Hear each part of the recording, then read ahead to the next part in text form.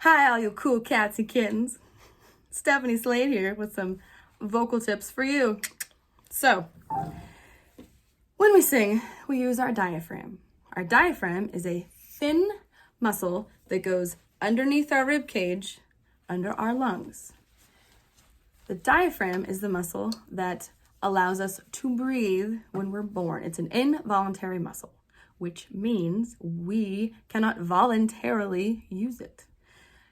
Technically, we can when we tell ourselves to breathe. So like when we're just breathing normally, we don't think about it. That's an involuntary action. When I'm like, breathe, that's voluntary. I am making myself breathe, but I'm not specifically going, diaphragm, breathe. I'm just saying breathe, and that's what happens.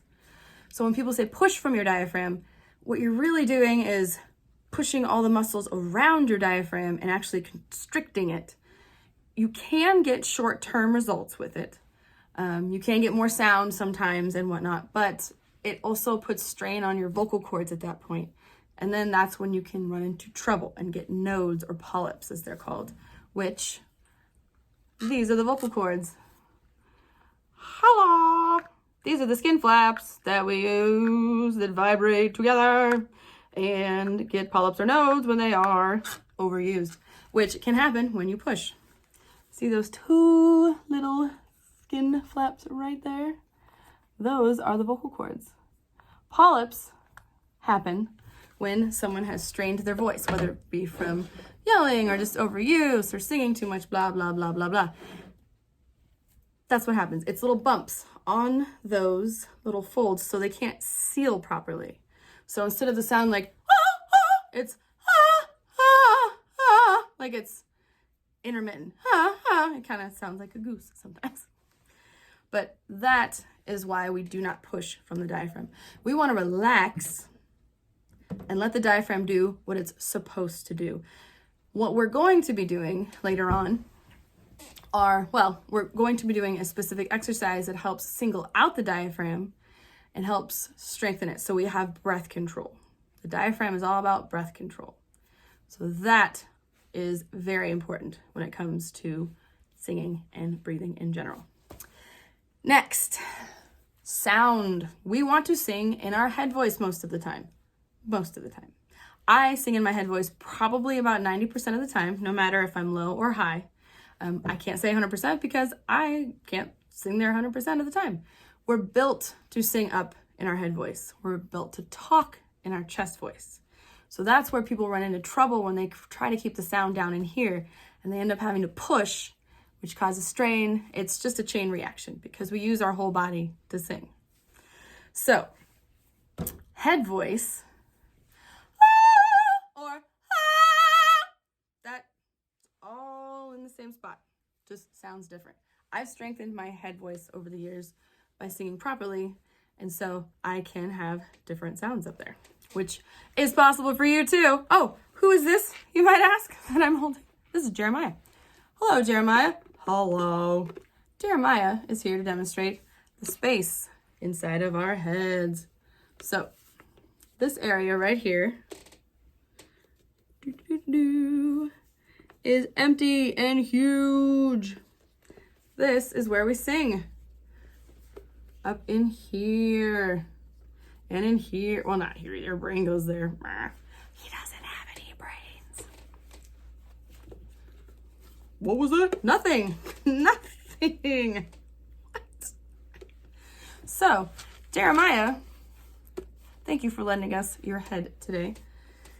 When you sing, your jaw rotates like this. We talk, everything moves, but then when we also sing, we can go like this and pull our, sorry, it's hard to hold it at the same time. So I'm gonna try to do it like this. So we can sing like this, and then when we try to get high notes, that's not just for effect. We can actually drop our jaws instead of moving our heads. This creates more space. Because when you're alive, you still have most of this space right here. And when you drop your jaw, it creates even more. So it's like when you sing in an auditorium or a gymnasium. the sound just reverberates and gets big and big and big. And then if you sound or sing in a small room, the sound is small. So what we want to do is create as much space in our heads as we can to allow that sound to get as big, or to allow the sound to develop more. It will help you with your low range and with your high. So that is pretty much what I use. There's lots of other little tidbits here and there, but this is just the basic little rundown of everything. Another part of it though is body alignment. So we're gonna kind of walk over here. This is my friend. He's amazing.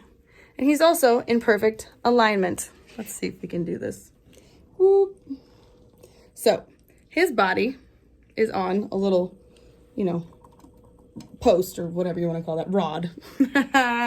Poor guy. But he's in perfect alignment. This is him.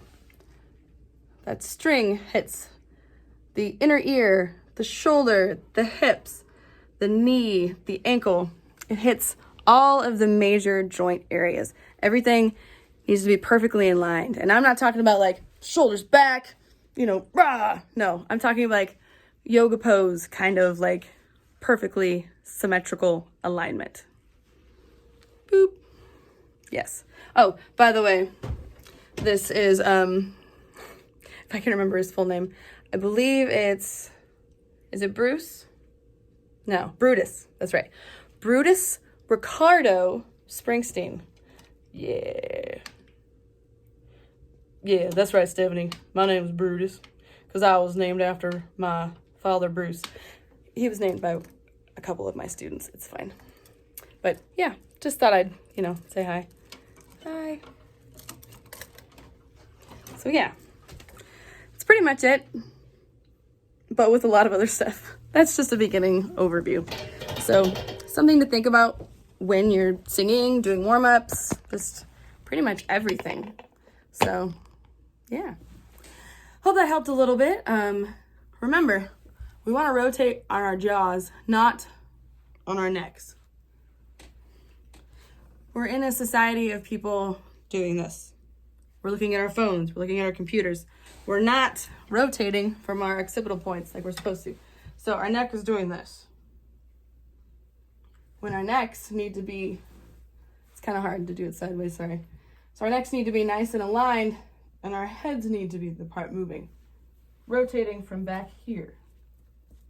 That is the part where the brainstem comes in. So that hole inside of Jeremiah's head, that's where we want to rotate. Not from his shoulders. Does that make sense? So I hope that little video helped a little bit. And if you have any questions, you can always comment or message me or whatever.